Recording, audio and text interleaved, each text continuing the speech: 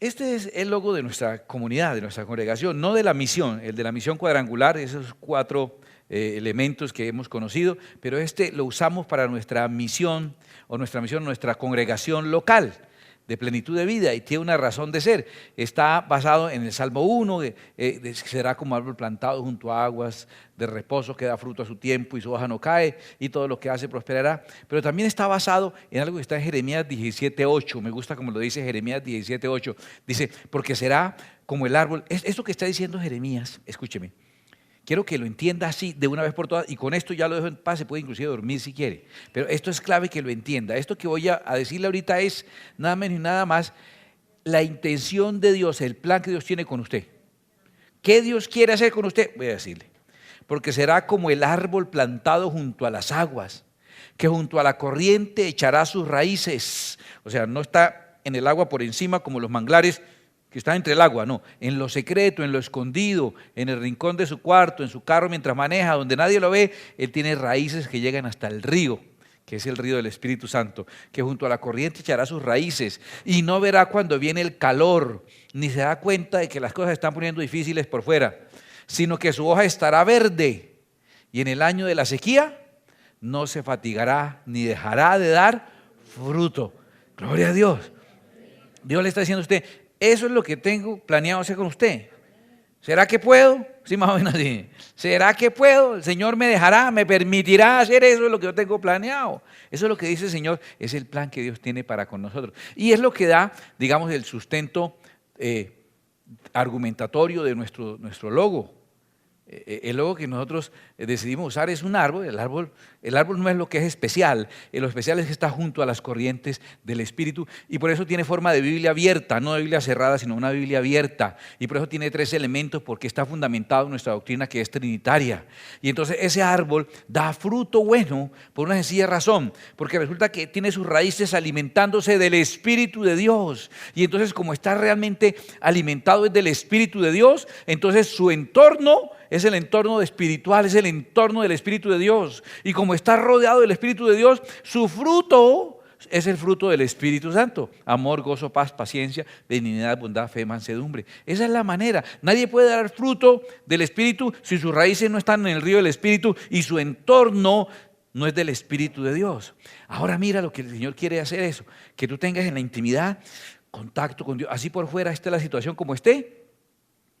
Israel estaba en el territorio de Gosén. El río Nilo llega a desembocarse en el Mediterráneo, y llega al río Nilo y se separa en el delta del Nilo, en la parte norte de África. Y allá en ese delta estaba ubicado el pueblo de Israel en el tiempo que estuvieron esclavos en Egipto. Y vinieron las plagas, y en Israel ni se enteraron. Y como no había ni noticiero, ni internet, ni periódicos, de la mayoría de las plagas ellos ni supieron, porque ellos estaban ahí, a ellos no les tocaba, pasaba por todas partes. Y lo que dice aquí, dice que en el año de la sequía su hoja seguirá verde, no se da ni cuenta. Ese es el plan de Dios, que estés conectado en lo secreto, en lo privado con el Espíritu Santo, que tu entorno sea una especie de blindaje. Caerán a tu lado 1000 y 10.000 a tu diestra, mas a ti no llegará. Pasarán cosas, uy, la situación está difícil, usted dice, ¿verdad? Ni nos dimos cuenta, ni supimos, porque estamos envueltos y protegidos en el propósito que Dios tiene con nosotros. Y entonces usted no vive preocupado por el mañana, ni por el futuro, ni por lo que pueda pasar. Usted está relajado porque sabe que está blindado por el Espíritu Santo de Dios. Ese es el plan que tiene Dios con uno. Es un plan de papá. ¿Qué más quisiera uno que poderle mandar una burbuja invisible al hijo de uno, que para donde quiera que vaya el hijo de uno no puedan traspasar esa burbuja invisible? ¿Sí o no? Ese sería a veces lo que Dios quiere con nosotros, y lo va a hacer. Y después de que dice, ahí en Jeremías, y dice cuál es el plan de nosotros, denuncie. ¿Sí? El Señor está denunciando qué es lo que puede impedir que ese plan se cumpla. ¿Les parece interesante que sepamos eso? Vamos a ver cuál es. En Jeremías 17, en el versículo 8 dice, este es mi plan con usted. Y en el versículo 9 y 10 dice, pero este puede ser el problema. Y dice, mire, estaba hablando de árboles y de un momento a otro parece que cambiara de tema. Dice, engañoso es el corazón más que todas las cosas y perverso. ¿Cuál es el problema? El diablo. El diablo va a impedir que Dios cumpla su plan conmigo. El diablo, ¿cierto? El mundo. Los ateos, los musulmanes, ISIS, el corazón. Ese es el problema, dice el Señor. Es engañoso. ¿Quién tiene corazón aquí? ¿Alguien tiene corazón? Ah, pues su corazón es perverso. O sea, según Dios, usted es un pervertido. No, no digo yo, no, lo dice la Biblia. No se enoje, ahí dice la Biblia. El corazón. Ni siquiera se puede entender quién lo conocerá. Y luego da la respuesta él mismo y dice: yo, Jehová, que escudriño la mente, que pruebo el corazón, para dar a cada uno según su camino y según el fruto de sus obras. ¿Cuál es el problema? ¿Qué es lo que puede impedir que el plan lindo que Dios tiene conmigo se cumpla? Mi corazón. De donde finalmente saldrá como resultado. Me gusta como lo dice: el fruto de sus obras. O sea, de mis obras va a haber un resultado, pero también mis obras son frutos, son resultado de algo. Cuando el Señor está diciendo el fruto de sus obras, no está hilando tus actos del origen de tus actos, son el fruto de algo, son el resultado de algo. Por alguna razón hiciste por alguna razón arriesgaste tu vida para salvar a una persona, por algo hiciste ese acto, por alguna razón ese muchacho entró al colegio con un arma y mató a sus compañeros. Por algo, eso no simplemente ocurrió porque ocurrió, hay un porqué y ese porqué está en el corazón y ese corazón, ese es el problema. Dice Dios, ahí está el problemita, no es más el problema, eso es lo que quiero hacer con ustedes, tengo este problemita, el corazón. Por eso quiero que hagamos algo que es muy exótico en esta época, pero que me gustaría invitarlo a que lo hagamos, se llama pensar. Hoy día casi no se usa, la gente simplemente repite lo que otros hacen, pero nosotros nos reunimos aquí a pensar. No es la mejor hora para uno ponerse muy filósofo, pero bueno. Pero vamos a pensar un momento, a entender qué es lo que ocurre en nuestro interior. Dios lo llama corazón, a lo que nosotros llamamos alma, que está compuesto, decimos nosotros, somos más complejos que lo que se puede lograr con unas definiciones. Cada vez que definimos algo del ser humano, tratamos de ponerlo sencillo para que se pueda entender, pero somos mucho más complicados que eso, de verdad. Es casi imposible encasillar a todos en un diagrama. Pero decimos que el alma es las emociones, la voluntad, el intelecto. Y por eso el Señor dice, el corazón dice, por ejemplo, los pensamientos de su corazón. ¡Ay, intelecto! La voluntad. Dice que endureció el corazón de Faraón. O sea, que se le puso como un marcapaso, sería el tieso. No, se refiere a que su voluntad fue endurecida. Y la Biblia dice del amor de su corazón, los sentimientos, el afecto de su corazón, emociones, intelecto, voluntad. Entonces la Biblia usa el término corazón indistintamente para referirse a lo que nosotros llamamos alma. ¿Qué ocurre ahí en el interior de nosotros? Dice la psicología, aquí tenemos doctores, leo, y hay varios doctores, psicólogos y psiquiatras, y tal vez ustedes me corregirán si estoy siendo imprudente o metiéndome en su disciplina de manera irrespetuosa. Me estoy metiendo en su disciplina con mucho respeto, con una adecuada investigación. No sé si vieron una película muy divertida y demasiado edificante que se llamó Intensamente. Era dibujitos y yo, todo lo que salga de dibujitos, sea lo que sea, se me pegaba unas ponchadas horribles, pero todo lo que sea dibujitos y ojalá en 3D allá estoy viendo. Ellos mostraban que hay unas emociones básicas. Emociones básicas es como coger la paleta de un pintor que tiene los colores básicos y con esos colores él va mezclando y haciendo todos los tonos que quiera. Todos los tonos que quiera se originan en unos colores básicos, una paleta básica. Esa sería la paleta básica de las emociones. Y entonces decían alegría, su opuesto tristeza, miedo, su opuesto ira, y otra que era rechazo, yo le llamo asco, ¿sí? Asco, rechazo, repulsión, que son las emociones básicas. De la combinación de esas emociones surgen todas las demás emociones y después se desarrollan los sentimientos. Pero esas son las básicas. Varias escuelas de psicología dicen que no son 5, sino son 6. Inclusive para hacer un diagrama que es muy famoso, que tiene forma como de un rombo, dicen que son 6 las emociones básicas porque incluyen la emoción sorpresa. Yo no la quise incluir porque no es lo mío, yo no soy psicólogo, pero yo entiendo la sorpresa simplemente como la primera impresión de las demás emociones. ¿Me entiende? La primera emoción de alegría. O sea, el momento en que sientes la emoción que se llama alegría, la primera manifestación es emoción. O sea, primero, gané yo, mija, la serie, ¿sí? Salimos de pobres, tráigame un sobre de diezmos. Esa es parte, ¿sí? De la alegría, ¿cierto? Entonces lo primero es como la emoción, ¿cierto? O lo mismo el miedo, la primera parte es emoción y después uno se asusta, ¿cierto? o de cualquier situación, la tristeza, la primera manifestación de las otras emociones, yo en lo personal, sin ser mi tema específico, creo que dejo la de sorpresa aparte y me uno a los que piensan que son 5 las emociones básicas, ¿correcto? ¿Cómo es esa carita de alegría? A ver, ¿quién sabe poner cara de alegría? Nadie, no, hagan un esfuerzo, a ver, pongan. Vea, muy bien, a algunos les sale, a otros les toca compre una mascarita, tal vez. La del guasón, a ver. Tristeza, ¿cómo van con la cara de tristeza? Las señoras con cara de tristeza, que son buenas para poner carita de tristeza, véalas. Buenas. Miedo, también las señoras son buenas para poner cara de miedo. ¿Cómo es una cara de miedo? Bueno, de asco, esas sí también las señoras, ¿no? Eso. Los señores, la cara de ira, esas sí las practicamos diario, ¿no? La tenemos. Esas son las emociones básicas, pero somos seres racionales.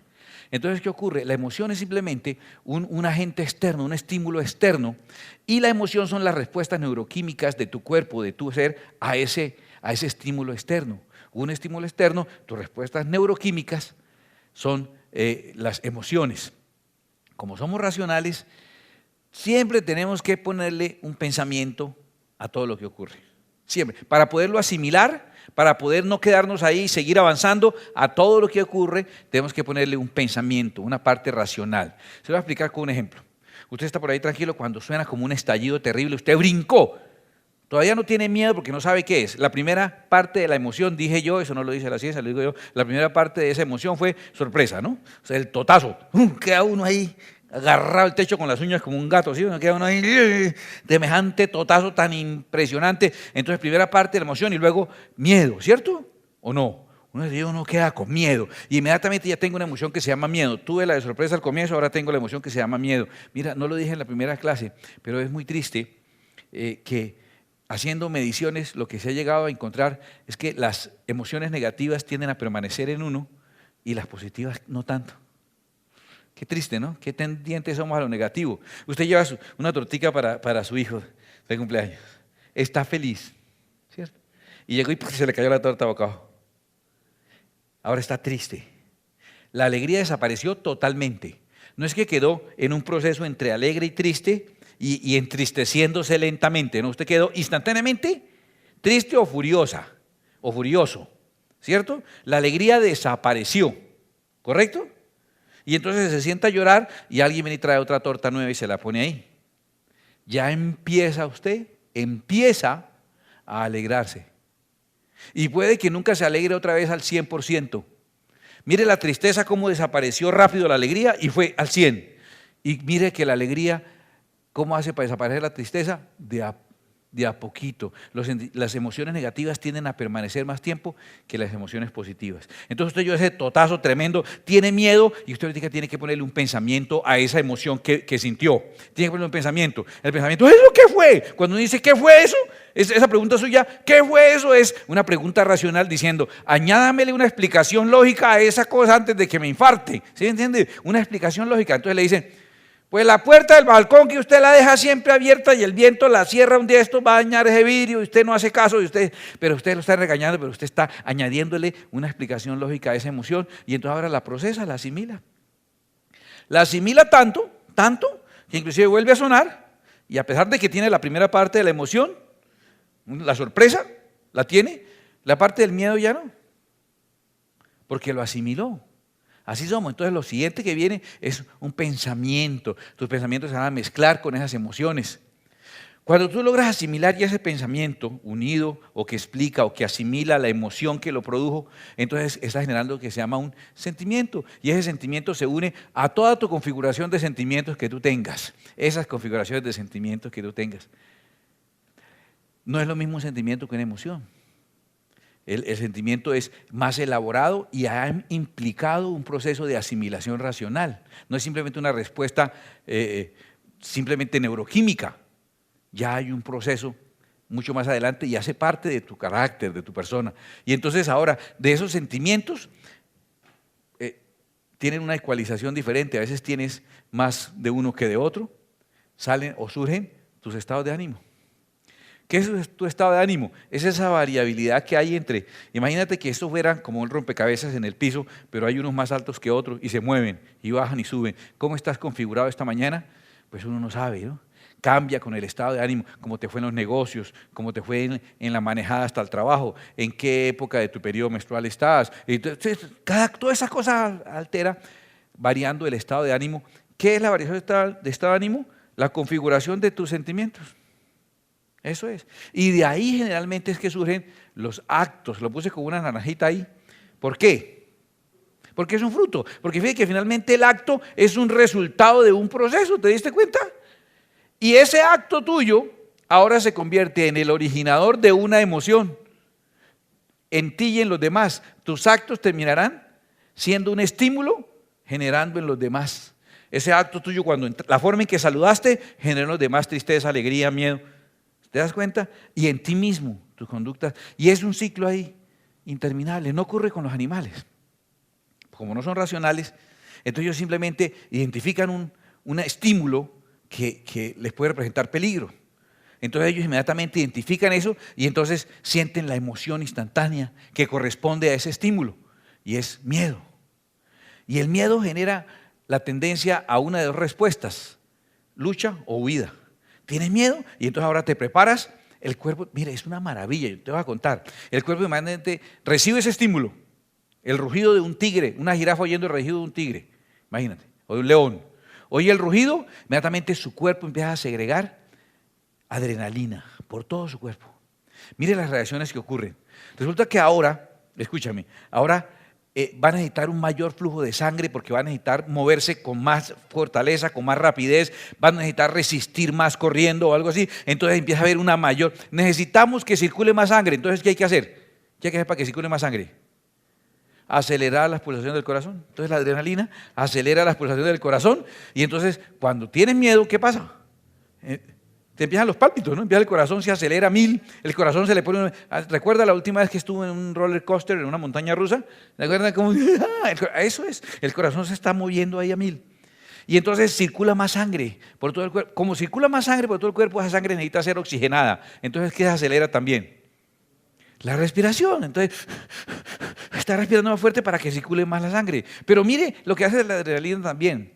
En las manos y los pies y en la cara, le aportan menos cantidad de sangre. Miren la lógica tan maravillosa, porque generalmente en un ataque o en un combate los que corren más riesgo de ser lastimados son las extremidades, las manos, los pies o la cara. Y si hay demasiado, como estamos acelerados bombeando sangre y hay una herida, pues se va a desangrar más rápido. Entonces en las manos, pies y cara se sustrae la cantidad de sangre, por eso ante un susto se le ponen las manos pálidas y frías y la cara también se le pone pálida. Se puso blanco como un papel del susto, claro. La sangre dejó de estar y se empezó a nutrir la parte de los músculos de movimiento en los brazos y en las piernas. Y toda la tensión del cuerpo empieza a gastar su energía en lo que tenga que servir para huir o para luchar. Entonces el sistema digestivo, por orden del sistema nervioso simpático que hace toda esta distribución, el sistema nervioso simpático viene y dice, el sistema digestivo quieto. Y ese vacío que uno siente del susto, ese vacío es que está saliendo la sangre de los órganos digestivos, del órgano digestivo, el sistema digestivo está saliendo para alimentar brazos y piernas, porque aquí nos fuimos fue a las trompadas, ¿sí me entiendes? Esto tocó salir corriendo, ¿sí? Mira el cuerpo todo lo que hace. Ahora, estamos trabajando a alta máquina, la temperatura se eleva, y entonces, ¿qué hace el cuerpo? Hace que empieces a sudar, para mantener refrigerado esa máquina que está trabajando a 1000. Y también, ¿sabes por qué? Mire qué maravilloso esto, porque posiblemente al estar sudado, en el caso de que seas aprendido, que seas tomado, tienes más posibilidad de resbalar y de huir, y por eso sudas del susto. Pero resulta que si tú te estás defendiendo, y esto ocurre más que todo en los mamíferos, y entonces como te estás defendiendo, la mayoría de los mamíferos inicialmente se defienden ¿con qué? Tu perro, tu gato, el tigre, el león, con la boca. Entonces la boca se seca. Tú sudas para que si te agarran te puedas resbalar más fácil, pero la boca se seca para que si agarras a tu contendor, él no se pueda escapar fácil. Todo eso ocurre, maravilloso. Yo sinceramente quedo sorprendido de todo lo que ocurre en esa reacción del sistema nervioso simpático, y ocurre también en los humanos. Ocurre en nosotros, igualito. Porque el sistema simpático nervioso no diferencia si fue un tigre o fue un profesor. Y el profesor, Castillo, pasa el tablero.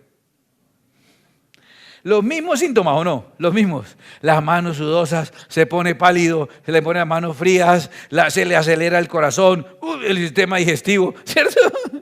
Y entonces uno está, todos esos síntomas, como si fuera un tigre, y es un profesor.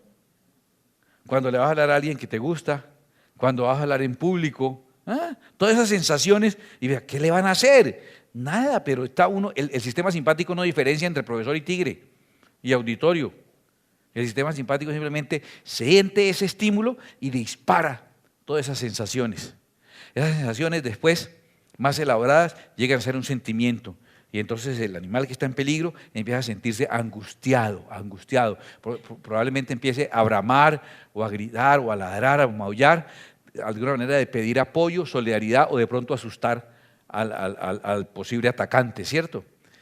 Al depredador que le está tratando de conseguir. Y ahora, la emoción del miedo llegó a ser un sentimiento de angustia y termina siendo un estado, en este caso un estado de pánico. Y el animal, gracias a todo lo que el sistema nervioso simpático hizo en él, está en capacidad o de luchar o en este caso huir y escapar. Entonces está muy bien. ¿Cuál es el problema? El problema, como siempre, está en nosotros los humanos. Los humanos, escúchame, cuando estamos en estado de pánico, estar en estado de pánico es que hay una configuración de hormonas de serotonina, dopamina, oxitocina, epinefrina, norepinefrina y unas hormonas que son cada una las que genera unos comportamientos distintos, unas reacciones distintas en tu cuerpo, como le expliqué de la adrenalina. Esa composición de hormonas que está generando tu cerebro en tu cuerpo, esa configuración es una para cada estado diferente. Y entonces cuando estás en un ataque de pánico, tienes una configuración determinada. Imagínense esto, haga este ejercicio y le voy a explicar algo muy interesante. Imagínense que fuera como un ecualizador. ¿Sabe un ecualizador gráfico? Que son varias barritas y uno pone a la altura que necesita. Imagínense que uno lo tuviera aquí pegado en la cabeza, aquí atrás, ¿cierto? A mí se me vería mi ecualizador gráfico. Fácil. A ustedes tocaría pelarlos para poderlos manejar, pero a mí sería un ecualizador gráfico visible, ¿no? ¿Cierto? Y entonces cuando llegan y me ponen en esta configuración, la serotonina aquí, la dopamina aquí, la oxitocina aquí, la norepinefrina aquí y la epinefrina aquí, esta configuración de las hormonas que están afectando aquí, se llama estado de pánico. Y entonces estoy en un ataque de pánico. Esa configuración, ¿correcto? ¿Qué ocurre en nosotros los humanos? Resulta que nosotros no necesitamos que haya necesariamente el estímulo externo para que se dé esa configuración. Esa configuración me la puede dar una alteración de mi metabolismo, me la puede dar una alteración por un medicamento que tiene como efecto colateral esa alteración, un momento del periodo en la mujer, un momento posparto, se genera una configuración después del parto por ese cambio hormonal tan tremendo, que es la configuración que se conoce como depresión, y le llamamos depresión posparto. Y es una configuración de las hormonas que están en el organismo de esa persona. Simplemente es eso, una configuración. Y no necesitamos que esté el estímulo. Se da esa configuración por la razón que sea, por un estrés postraumático, como le digo, por la dieta que estás tomando, por el consumo de ciertas sustancias psicoactivas, te genera esa alteración. Hay sustancias psicoactivas que elevan a la persona a una euforia y cuando cae lo dejan en configuración, por ejemplo, de pánico. Y por eso los ves bajo el efecto de la droga asustados huyéndole a los dinosaurios o alguna cosa así, y resulta que trata maluca. No, eso es una configuración que la persona tiene ahí en las hormonas de su sistema nervioso. ¿Cierto? ¿Estás entendiendo esa parte hasta ahí? Bueno, le hago esa pregunta. Si no está mal que a ustedes le daña el carro y va a un mecánico y se le revienta un tubo y llama a un plomero y se dañó un aparato y llama a un electricista, estaría mal que si mi cuerpo me puso en configuración de estado de pánico sin haber nada que lo genere, sin que esté realmente ningún estímulo, sino por alguna razón secundaria mi cuerpo quedó en ese descuadre, estaría mal que alguien que sabe cómo cuadrar eso viniera y me pusiera mi ecualización en la ecualización correcta. ¿Estaría mal? ¿Sería pecado? ¿Ofendería a Dios eso? No ofendería. Y eso se llama psiquiatría. Y hemos tenido una mística con ese tema de la psiquiatría. Y es una persona que sabe manejar. ¿Dónde está lo complicado? Que él tiene que dar medicamentos, por ejemplo, benzodiazepinas o cualquier otro medicamento que ayude para que esa configuración de las hormonas se nivele. Pero como no todos somos iguales, él tiene que encontrar el elemento que te hace falta y aportártelo. ¿Y con quién experimenta? Con usted mismo. Y entonces, tómese esto a ver cómo se ve. No tome más, no tome más. Tómese ahora esto, 2 goticas y esto. Y lo ve cuando, bueno, ya mejorando. Y empieza a buscarle como el punto ideal con la persona misma. Es pecado ir a que cuando la química de su cerebro se le descuadró, que alguien le ayude a cuadrarla, ¿estará mal delante de Dios? Y si le descuadra a usted el sistema circulatorio por algún problema de colesterol, ¿cierto? O triglicéridos, usted va a que se los revisen y que se los cuadren también y que le pongan una dieta para que se cuadre y le den medicamentos para que se cuadre, y eso no es pecado. Pero el cerebro, ¿qué? El cerebro entonces es un órgano que es de segunda categoría, que no tiene derecho a que lo traten, a que lo atiendan. Los pulmones sí, y el estómago sí, y el corazón sí, pero el cerebro se fregó. Eso sí solamente con ayuno y oración y con... No, pueden haber ese desequilibrio hormonal meramente de la parte química, de la parte neuroquímica de la persona. Y entonces no está mal que la persona busque ayuda. Si su hijo va a estudiar medicina y quiere especializarse en psiquiatría, no lo desanime, no lo desanime. Es una ciencia que aporta mucho. Con lo solo de su casa ya él se ahorra un mundo de plata. Con solo la familia ya cuadró la carrera. Así que no lo desanime, por favor. Entonces puede ser que debido a un medicamento que me aplicaron o un trauma que sufrí, se me descuadró en modo pánico mi configuración. Y esa configuración me está generando una sensación emocional de peligro, ¿cierto? De pánico. Puede ser al contrario. Puede ser que yo estoy sintiendo pánico y por estar sintiendo pánico, entonces el cerebro se puso en modo configuración de pánico. Primero vino la sensación de pánico que la desconfiguración. Y entonces tengo que ir a hablar no con el psiquiatra, sino con el psicólogo que me ayuda a saber por qué me estoy sintiendo así, qué pudo disparar esa sensación, qué situación estoy viviendo yo que me pueda estar generando esa sensación de pánico que me descuadra mi bioquímica. ¿Correcto? Entonces, ¿es mala la psicología? Excelente. Le permite a uno entender y poder aportar y ayudar. Lo que ocurre con el cerebro es esto, escuche esto, puede ocurrir muchas veces. El cerebro está en configuración pánico, ¿cierto? Y entonces, como estoy en configuración pánico, entonces me empiezo a sentir este ataque o este estado de pánico. Resulta que no hay ningún estímulo. El estímulo, no hay tigre. Y sin embargo, la persona puede estar viviendo un estado emocional extraño. Entonces le ponemos nombres. El cerebro está diciendo, si estoy sintiendo esto, debe ser porque aquí hay algo. Eso está pensando el cerebro. Y entonces aquí se inventa un algo que no existe. Lo llamamos entonces, tengo un pálpito, tengo una corazonada. Tengo una sensación de que algo malo va a pasar.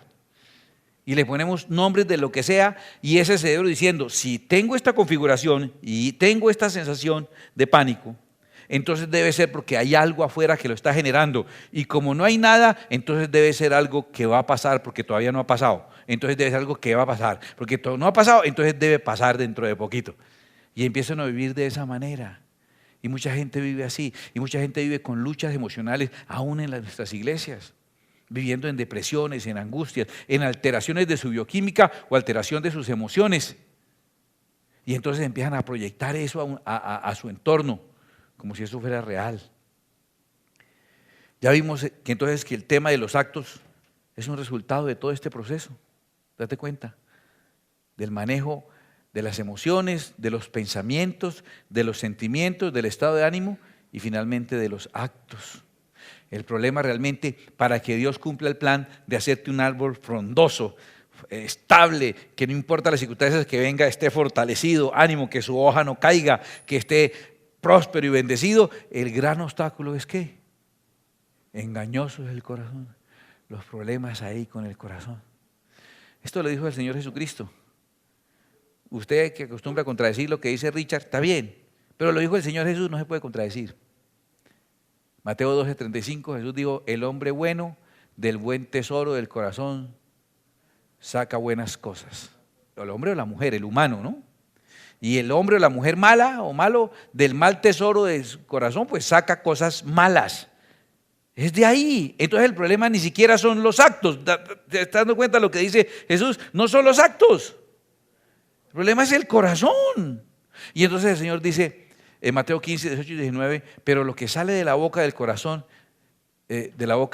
sale, y esto contamina a la persona. Porque del corazón sale, mire lo que sale, los malos pensamientos, los homicidios, los adulterios, las fornicaciones, no digan presente, los hurtos, no estoy llamando a lista, estoy leyendo ahí, los falsos testimonios, las blasfemias, baje la mano, sí, ya es.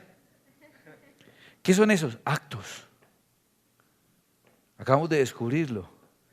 Y esos actos, ¿cuál es el verdadero problema de esos actos? El origen. ¿Cuál es el origen de esos actos? El corazón. A ver. Y esta es la denuncia que yo quiero hacer hoy. Denuncie. Esto es lo que quiero decir hoy.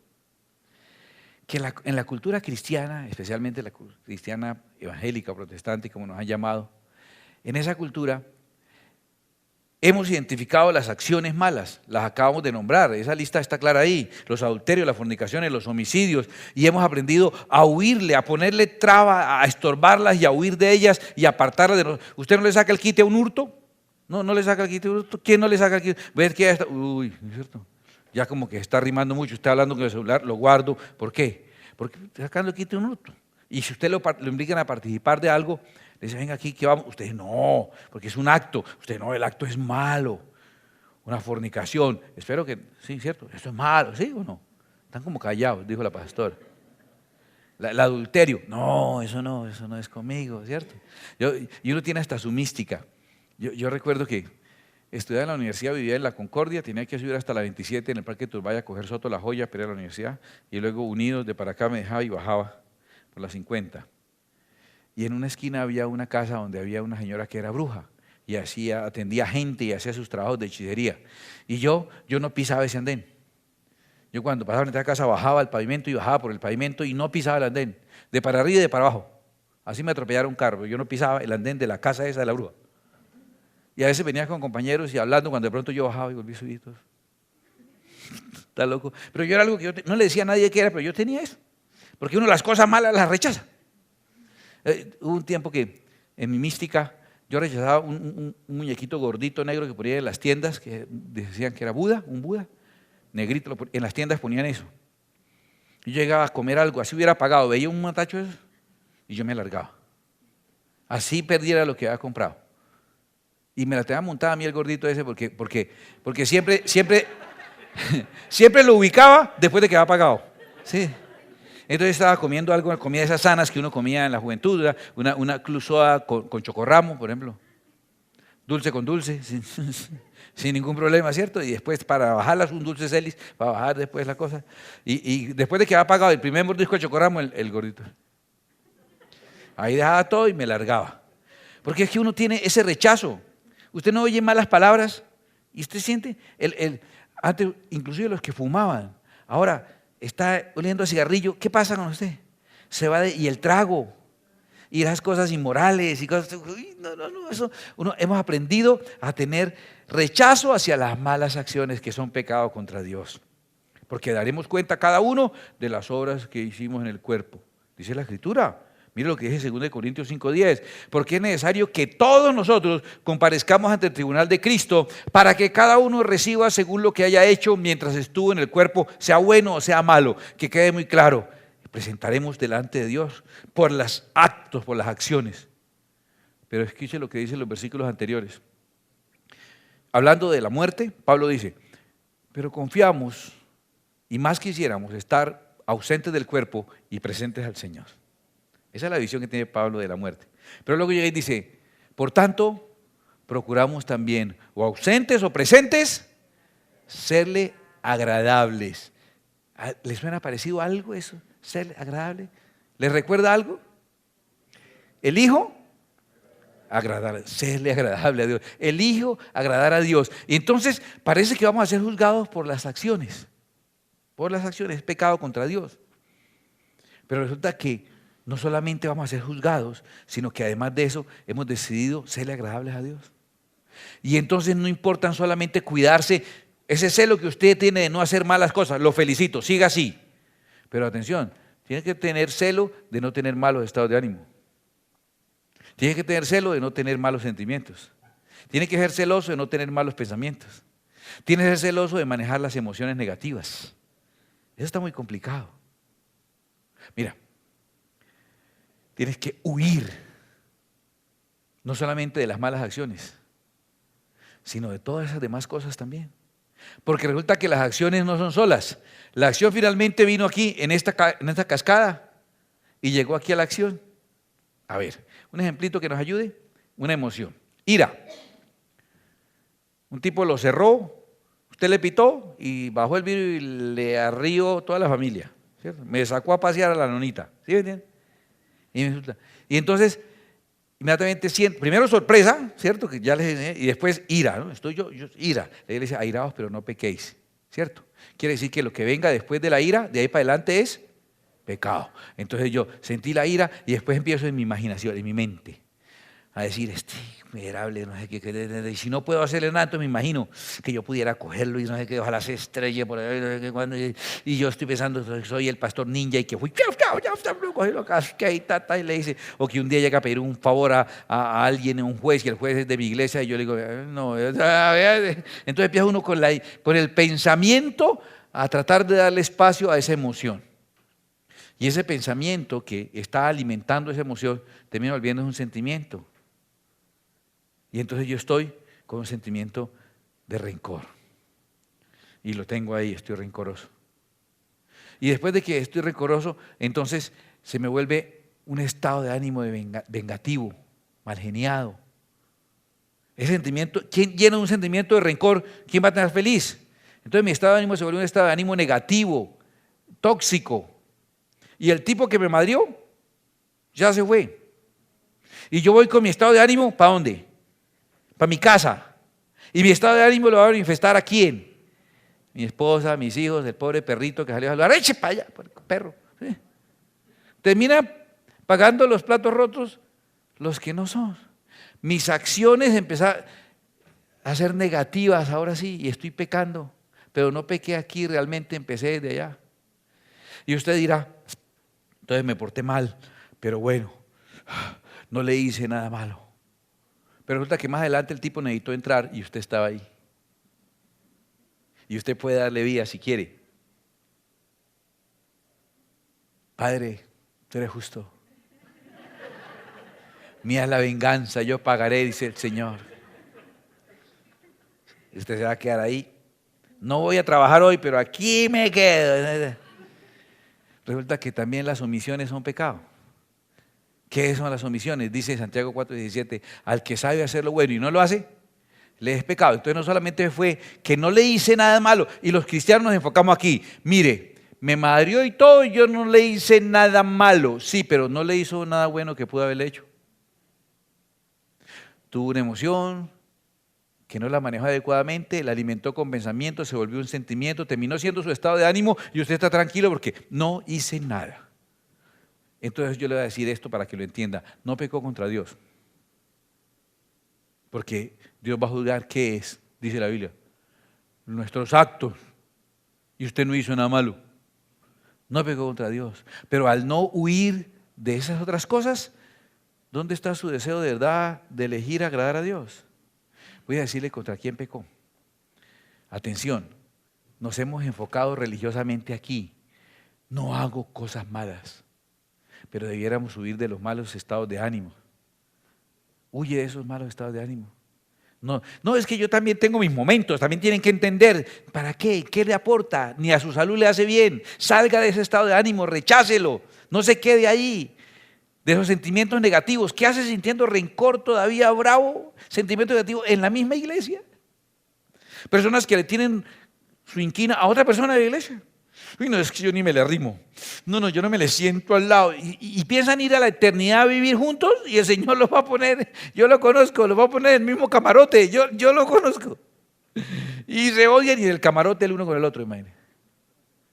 Y es que se sienta en una esquina y el otro, y los más terribles son esposos, y el uno en una esquina y el otro en la otra esquina. Sentimientos negativos son pecados contra el plan que Dios tiene contigo.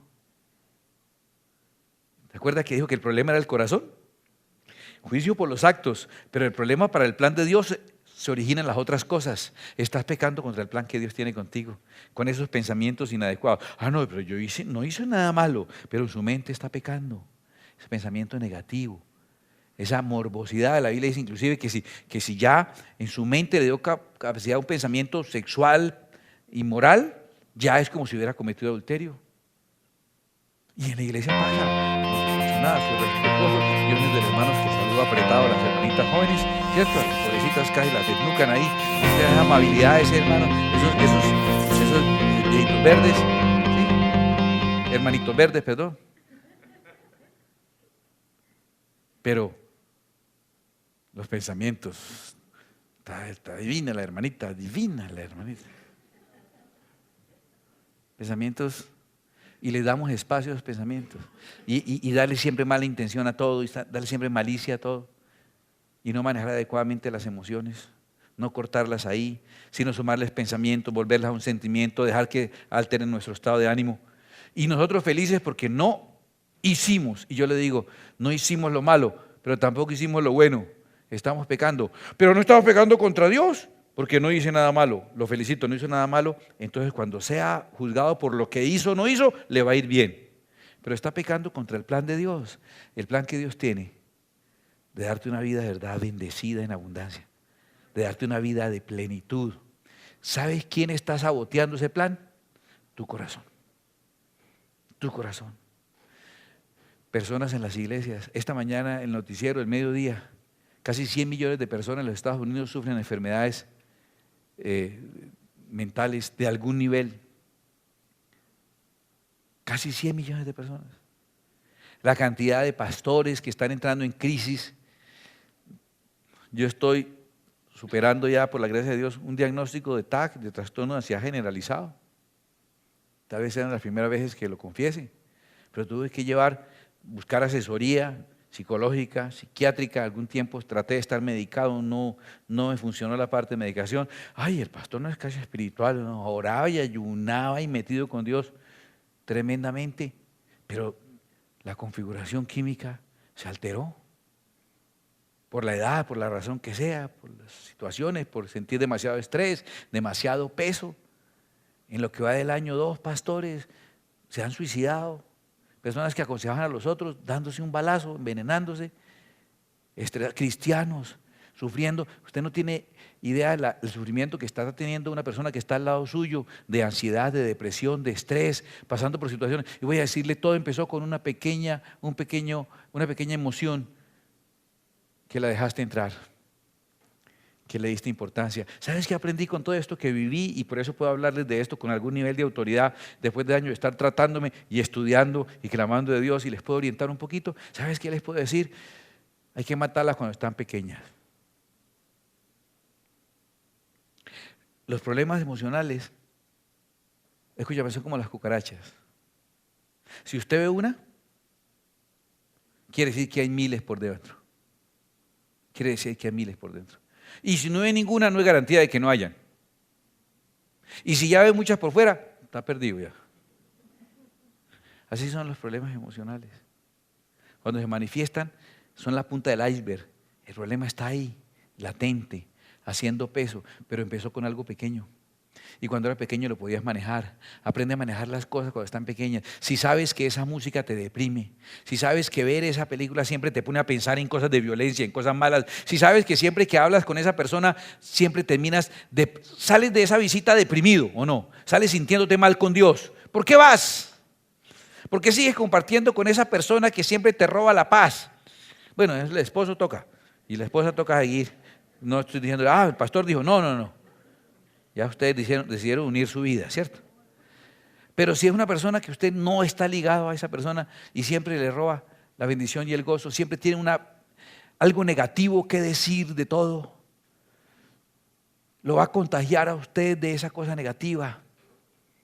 Aléjese de ese que critica, que juzga, que siente superior a los demás. No le dé cabida a sentimientos. Si es que amanecí como melancólico, yo tengo mis momentos. No, pues ponga otra música, dinamícese, haga más ejercicio, salga, oxigénese. No le dé cabida a las emociones negativas y a los pensamientos negativos, ni a los sentimientos negativos, ni a los estados de ánimo negativos, porque eso está saboteando el plan que Dios tiene para usted, que es un plan maravilloso. Usted está saboteando ese plan. Y nos damos permiso, y la gente le da permiso a uno. No, es que él es mal genial. Él cuando tal cosa, nos dan permiso a cierto espacio para manejar mal las emociones. No, es que es así, punto. Y queremos que si de pronto me deprimo, entonces haciéndome la víctima, entonces siempre así sufrido, entonces me van a tener más lástima y más consideración, y hago mi show. ¿Por qué casi todas esas manifestaciones de problemas emocionales ocurren cuando hay público? Curioso, ¿no? No es solo en el baño, ¿no? Porque quiere atención. Ese es el verdadero problema de esa persona. Las personas que han sido importantes para él o para ella nunca le han dado la atención que él o ella ha querido tener, y entonces encontró una manera de tener la atención de la gente. No le dé cabida a esas cosas. Cuando empiezas a sentir eso, así sea una moda, una tendencia, que es que está de moda ser triste. No. Es una moda que puso el enemigo. ¿Para qué? Para que tú sabotees el plan que Dios tiene para tu vida. No le des cabida a eso, córtalo cuando está pequeño. Cuando ya eso crece, es un problema salir. Es un problema. Después de que le dejas 1 centímetro a esos malos sentimientos entrar a tu vida, para recuperar ese centímetro se van años. Yo sé de lo que le estoy hablando, años para recuperarlos. De todo corazón, de verdad. Pelea esa batalla, no más. No aporta nada. ¿En qué te va a aportar un día de depresión? ¿Qué te va a aportar? Te enferma. Te va a irritar el colon, y el colon maneja las defensas de tu cuerpo. Lo llaman el segundo cerebro, por la cantidad de terminaciones nerviosas que tiene. Eso te va a bajar las defensas, te vas a enfermar y va a traer más depresión, y caes en un hoyo, en un remolino sin fondo. Que el día te parece más oscuro porque estás deprimido, y como estás deprimido, pues ves el día más oscuro, y como está más oscuro, pues más te deprimes, y terminas en un sifón que no hay cómo pararlo. Y resulta que dependía en gran parte de nosotros. El Señor nos ha dado suficientes motivos para estar gozosos. Somos nosotros los que decidimos pasar por alto de ellos. Somos nosotros los que decidimos eso. Me fui el domingo en la noche para Bogotá a ver a mis niñas. Mis niñas, les digo, son ya unas mujeres. Y llegué esta madrugada, viajo por tierra, por algunas cosas con las que todavía lucho, del problema del trastorno que enfrenté, que ya está casi totalmente superado. Y estuve con ellas un rato. Pasé 2 días maravillosos solo viéndolas. Y las miraba y yo decía, tengo suficiente que estar feliz con solo mirarlas. Cada cosa. Alcé a mi perrita, me senté en un sofá, un aguacero impresionante en Bogotá, y una ventana de vidrio grande, yo, tomándome un buen café con la perrita aquí mirando llover. Embobado, hipnotizado. Yo decía, esto es hermoso. La noche ya ronché hacia Naomi, dormimos toda la noche con Naomi. Me la iba a traer, pero me di cuenta que uno de los motivos que le genera alegría a mis hijas, toca dejarlas a ellas. ¿Qué te genera a ti alegría? ¿Por qué damos tanto énfasis a lo que nos enoja, a lo que nos entristece, a lo que nos amarga? Lo recordamos y lo recalcamos y lo recordamos todo el tiempo. ¿Y por qué las cositas que te generan alegría pasan tan rápidamente? Tómate tu café despacio, saborealo. Me decía alguien al principio, yo sé que le dan eso, inoxipam, diazepam, y nada mejor que café con pan, para una depresión. Haga lo que le agrada. Estamos contentos de que no hacemos cosas que afecten nuestra salvación. Y si no has hecho cosas malas, y apartarte de hacer cosas malas, en el juicio saldrás bien. Pero el plan de Dios lo está saboteando es con el problema del corazón.